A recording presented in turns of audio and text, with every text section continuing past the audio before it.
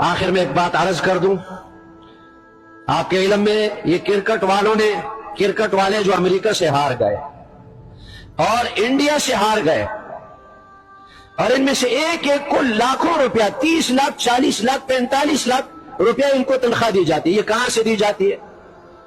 کیا یہ کھیل اتنا ضروری ہے کہ سرکاری خزانے سے، مسلمانوں کے خزانے سے ان کو اتنی تنخواہ دی جائے؟ وہ ہار گئے۔ ایک تو یہ تنخواہ جو لیتے ہیں یہ حرام ہے۔ کس چیز کی تنخواہ لیتے ہیں؟ اس کھیل سے مسلمانوں کو کیا فائدہ ہوگا؟ اس کھیل سے ملک کو کیا ترقی حاصل ہوگی؟ کوئی فائدہ نہیں ہے، حرام کی تنخواہ لیتے ہیں۔ اور پھر انہوں نے ہارنا ہی تھا، یہ جیت نہیں سکتے تھے۔ کیوں؟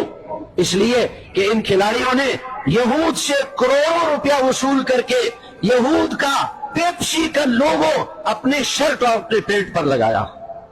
یہ کروڑوں روپیہ ان سے لیے ہوں گے۔ ان کو شرم نہیں آتی؟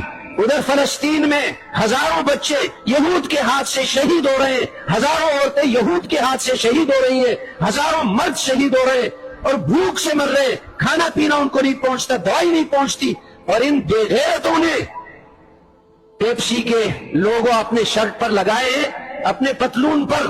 یہ یہود سے کروڑوں روپے لیے ہوں گے۔ اور پھر ہمارے مسلمان بھی عجیب ہیں، جب کھیل میں ہار گئے وہ کرکٹ والے، تو مسلمانوں پر تو ایسی مصیبت ٹوٹ پڑی جیسے ماں مر گئی ہو ان کی، اتنا غم۔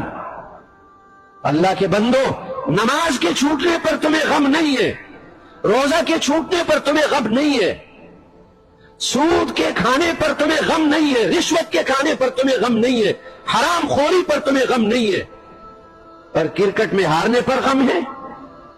ذرا ان مسلمانوں کو بھی غیرت آنی چاہیے۔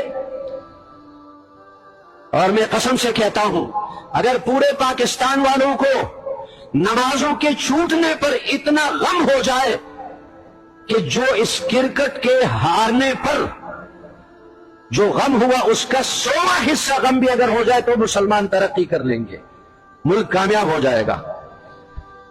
کرکٹ میں ہارنے پر موبائل توڑتے ہیں، اسکرینیں توڑتے ہیں، ٹی وی توڑتے ہیں۔